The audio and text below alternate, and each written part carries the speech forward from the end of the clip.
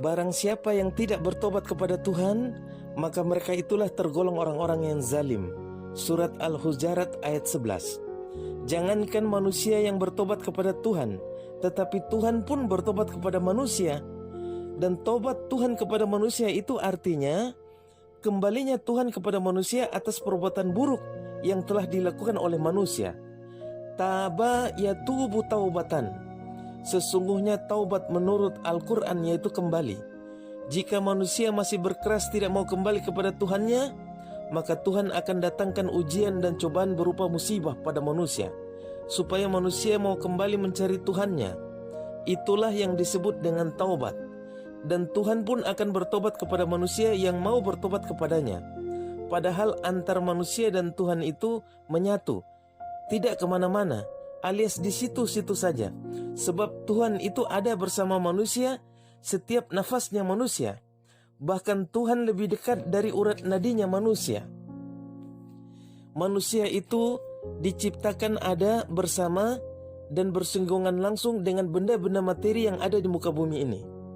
Seketika manusia melihat benda-benda materi yang menggiurkan tersebut, mereka mulai terlena. Maka terbentuklah sebuah keyakinan hati yang salah di dalam dirinya manusia. Manusia mulai tidak sadarkan diri karena terlena dengan dunia. Walaupun kelihatannya mereka sadar, tetapi sesungguhnya manusia hidup dalam keadaan yang tidak sadar.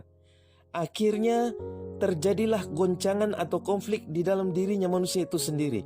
Dan disinilah ujian dan cobaan Tuhan mulai berlangsung dalam hidup dan kehidupannya manusia.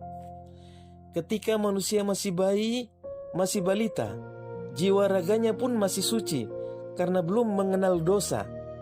Maka saat itulah manusia sangat dekat dengan Tuhannya. Namun ketika manusia mulai beranjak dewasa dan mulai mengenal dunia yang fana ini, mereka mulai perlahan-lahan beranjak jauh dari Tuhannya dan mulai bergelimpangan dengan perbuatan-perbuatan buruk yang melampaui dari batas-batas ketentuan Tuhan. Berbuat zalim, berbuat dosa sudah menjadi hal yang biasa-biasa saja bagi manusia. Maka disitulah tanpa sadar manusia mulai mengotori kesucian jiwa raganya, mulai menghalangi hidup dan kehidupannya sendiri. Karena Tuhan itu maha suci, maka dia tidak mau dekat dengan orang-orang yang kotor. Akhirnya manusia sendirilah yang menjauhi Tuhannya, dan Tuhan pun akan menjauhi orang-orang yang seperti itu. Dan hendaklah kamu meminta ampun kepada Tuhanmu dan bertobatlah kepadanya, karena sesungguhnya Tuhan sangat dekat dan menjawab doa dari hamba-hambanya. Surat Hud ayat 3 dan 61.